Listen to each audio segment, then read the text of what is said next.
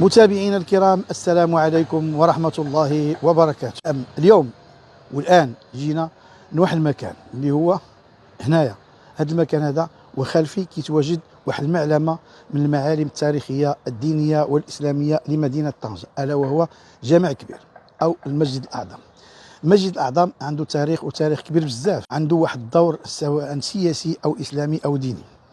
يقال بأن هذا المسجد هذا يعني أول ما تبنى في عهد الماريني بين القرنين الثالث عشر والخامس عشر. وقبل من هذا الشيء هذا كان هذا المسجد هذا معبد روماني يعود لهرقل كما قيل، والله أعلم. كيف ما عرفتوا بأن مدينة طنجة تعرضت للاحتلال البرتغالي واحد السنوات طويلة جدا، غادي يتم تحويل هذا المسجد لكاتدرائية، كنيسة برتغالية، وغادي تبقى تحت تصرف الديانة المسيحية طوال مدة الحكم أو الاستعمار البرتغالي لمدينة طنجة.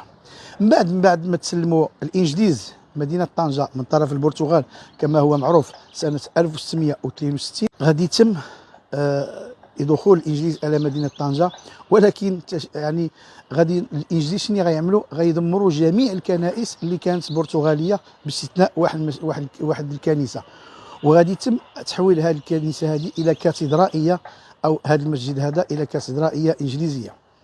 ومن بعد ملي غادي يجي مولاي السلطان مولاي إسماعيل وغادي حاصر مدينة طنجة بسميتو، غادي أمر القائد الريفي باش يحاصر مدينة طنجة، وغادي يجريو على الاستعمار الإنجليزي سنة 1684. غادي يدخل الحاكم الجديد لمدينة طنجة وغادي يحول هذه الكاتدرائية إلى مسجد، وهو المسجد الأعظم. المسجد الأعظم غادي يعرف واحد المجموعة ديال التطورات والبناءات وإعادة الترميم، وأول ما غادي يقوم بالترميم إعادة الترميم ديالو هو السلطان محمد بن عبد الله. هذا السلطان محمد بن عبد الله كان من العلماء وكان يحب العلم ويحب الدين، فأول ما عمل غادي يخصص واحد المكتبة وغادي يحبس فيها واحد المجموعة ديال الكتب والمؤلفات اللي فيها مجموعة ديال سميتو المجلدات ويعني والأصفار.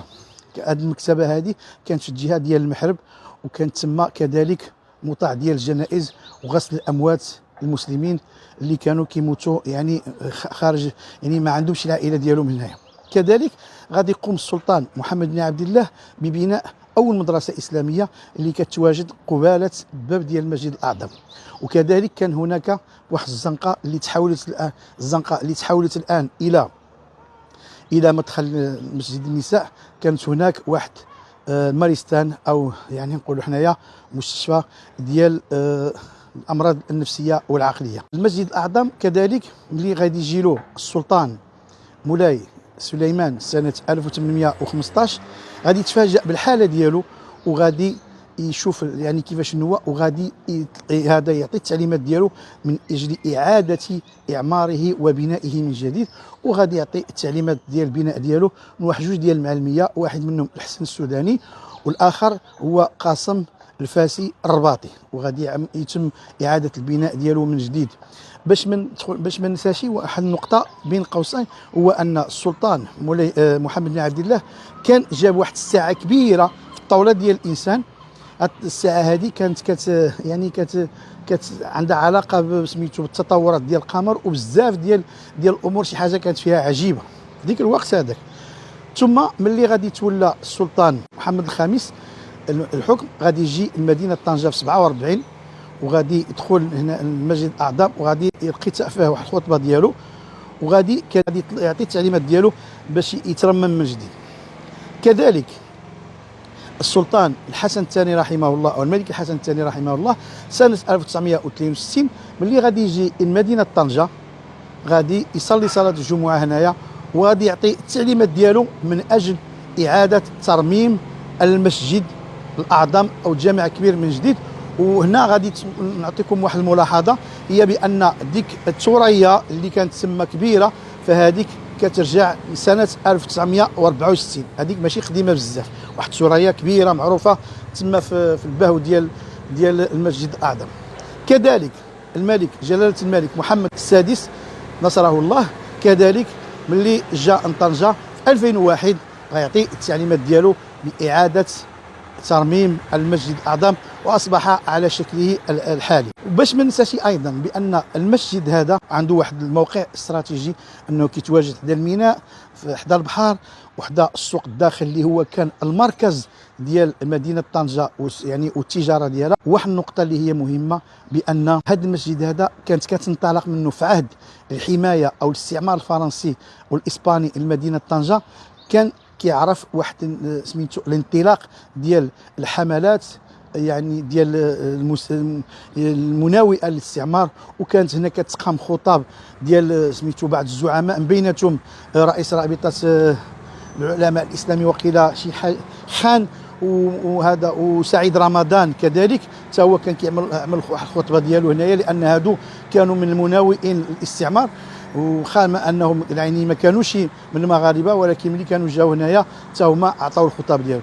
وللاشاره ايضا بان هذا المسجد هذا يعني كان يعني مناره للعلم، كانت عنده تقريبا اكثر من 10 ديال الحلقات ديال العلم والدروس ديال جميع في الفقه، في الحديث، في الاصول، جميع الامور اللي كتعلق بالدين كانت يعني الحلقات ديال العلم هنايا.